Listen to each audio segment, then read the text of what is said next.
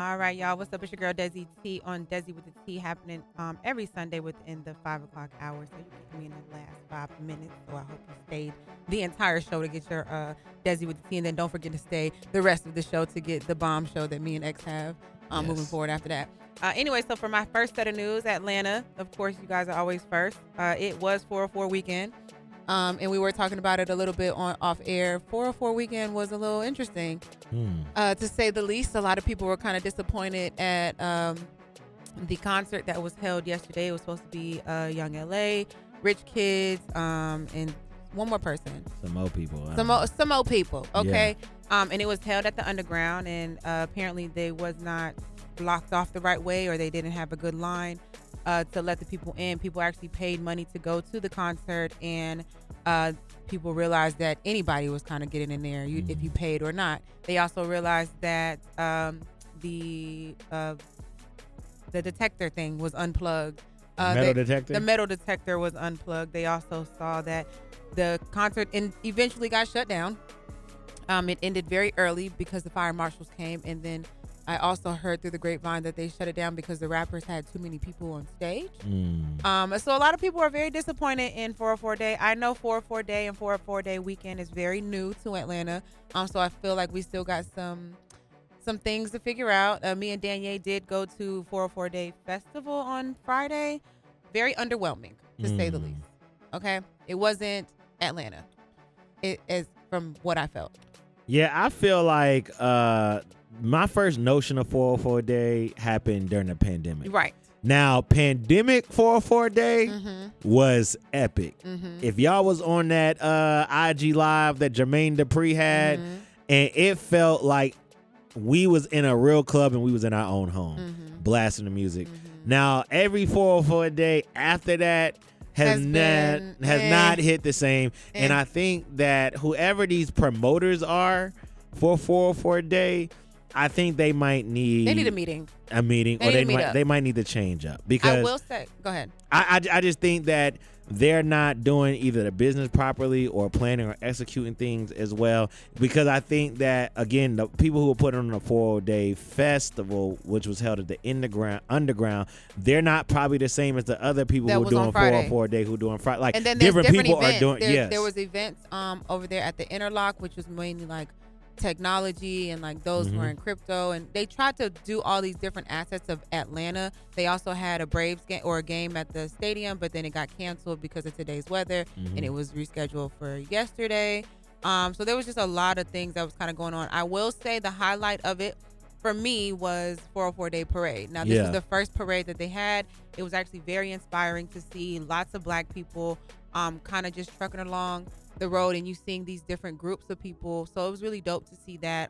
Andre Dickens actually has a picture waving at stage, and I didn't realize that I caught that, so that was dope. But I will say that was the blackest parade I ever went to in my life, and I loved it. And shout out to Greg Street for being the Grand Marshal for the 404 Day Parade. Actually, he was not the Grand Marshal.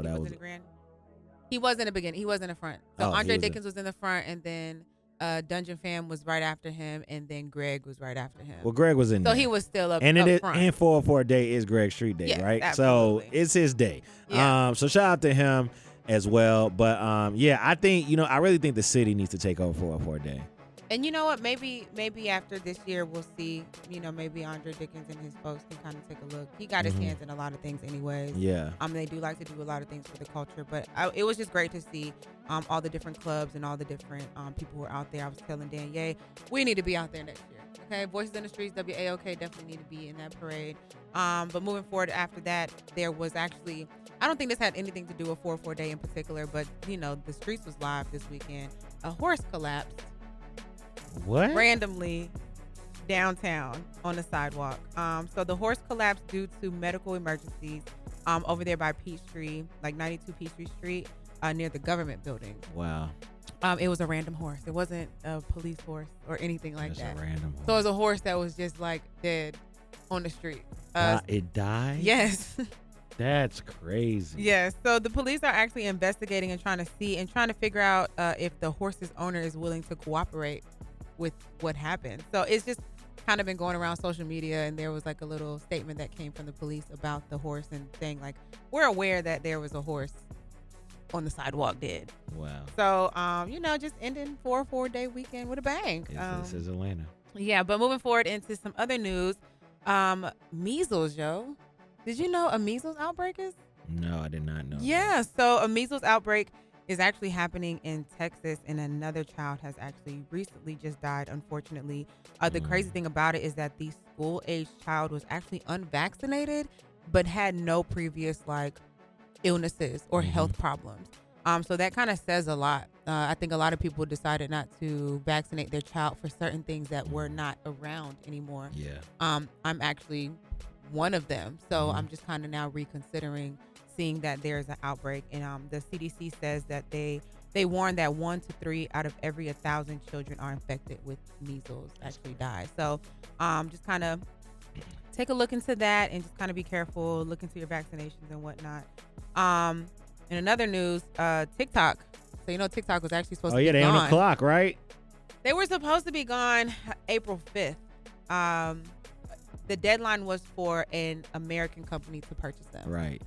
So Amazon was in bid, Walmart was in bid, Reddit was in bid, Oracle was in bid. But then Trump had came and actually extended the deadline for another 75 days, guys. Yo, they not going nowhere. And the problem is that he knows the benefits of it, but he the one who started it. So now he got to live by what he said, and he can't backtrack and just say, oh, forget it. That's all he need to do. Just say, yo, I was wrong. He literally said, it says here, he said the deal requires more work and emphasizes that he hopes to continue negotiating with China in good faith despite rising tensions over the newly imposed tariffs. I honestly feel like, yes, it's social media, it's a TikTok. You can grow a lot on TikTok, but I just feel like this is the least of our worries in regards to Trump and everything else that's happening in the world. But in other news, my food news extra, your favorite news of mine. Tell me what this source said today. The source, Krispy Kremes. Krispy Kremes has a new, I know you see how you perked up over some donuts. What did Krispy Kreme do, bro? They have a new set of donuts coming out. It is limited editions. It's actually featuring some Fruity Pebbles. I don't want no Fruity Pebbles. You don't want no Fruity Pebble no, bro. donut? You don't like that? Nah. Okay, well, if you go into Krispy Kreme, you can use the code called Pebbles, and it is available through actually today. In other food news, Subway is actually coming out as well with a foot-long nacho made of Doritos. So if you want that, then you have options. Yeah, this sounds like some you want fat something boy, sweet or you want fat something boy, fat girl, sultry. Whatever you want. Whatever you want, you can have. Okay, that's all I'm saying. Clearly. Anyways. In my last news, young Scooter, he did pass away this past week and a half ago. Yeah, man. Due to there's still some speculations happening as far as how he passed away, where he suffered a leg injury while fleeing from the police after a woman made a false 911 call. But his funeral will be, or has been announced, and those details has been announced for actually tomorrow afternoon at the St. Philip AME Church here in Atlanta. He will be laid to rest at Walterboro, South Carolina. So they're not saying, I'm sure it's open to everybody at this point if there's public details on it. So rest in peace to young Scooter. R.I.P. young Scooter, man. DJ Swamp Izzo, man. We have definitely your thoughts and prayers. We love you, man. Keep your head up, and we pray for your family and condolences, man. Yes. To all parties involved. And last thing, there is a public viewing from noon to 4 at the Donald Trimble Mortuary in Decatur, so it is open to those. But anyways, it's your girl Desi T, Desi with the T. You can follow me at Desi T, DesiiTeee. News and Talk WAOK, Voices in the Streets Unfiltered, the hottest show from 4 to 7 on WAOK. We'll be back.